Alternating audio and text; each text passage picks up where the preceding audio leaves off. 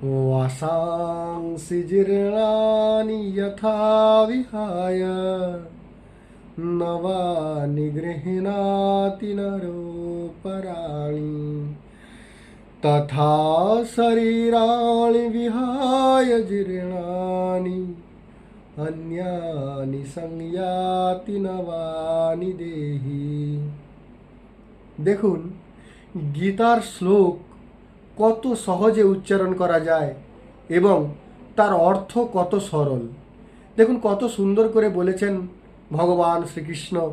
ওয়াসাংসি মানে বস্ত্র, জীর্ণানি মানে জীর্ণ বস্ত্রগুলিকে, যথা মানে যেমন, বিহায় মানে পরিত্যাগ করে, কে না মানুষ। ওয়াসাংসি জীর্ণানি যথা বিহায় নবানি গৃহাতি নরোপরাণি, নর মানে মানুষ, অপরাণী মানে অন্য, নব মানে নতুন, গৃহাতি মানে গ্রহণ করে। মানে পুরনো বস্ত্র মানুষ পুরনো হয়ে গেলে সেটাকে ত্যাগ করে আর নতুন বস্ত্র গ্রহণ করে। তথা মানে ঠিক সেই রকম, শরীরানি মানে শরীরগুলি, বিহায় পরিত্যাগ করে, জীর্ণানি মানে পুরনো হয়ে গেলে পরিত্যাগ করে কি করে, সংয়াতি নবানি দেহি নতুন দেহি ধারণ করে। দেহিকে না, দেহের মধ্যে যে আত্মা থাকে সেটাই দেহি।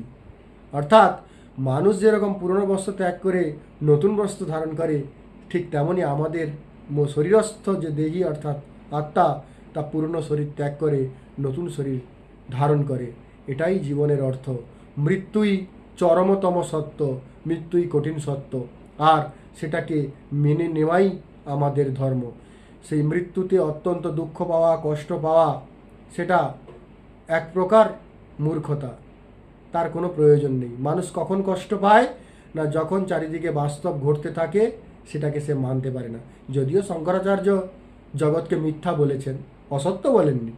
যাই হোক, গীতাময় হয়ে উঠুক আপনাদের জীবন। গীতা অধ্যয়ন করুন।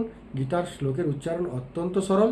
এই শ্লোকটা যে আমি উচ্চারণ করলাম, এটি ত্রিষ্টুপ ছন্দে রয়েছে। প্রত্যেক 11 অক্ষর পরে, অর্থাৎ একটি করে লাইনের পরে শ্বাস ত্যাগের নিয়ম রয়েছে।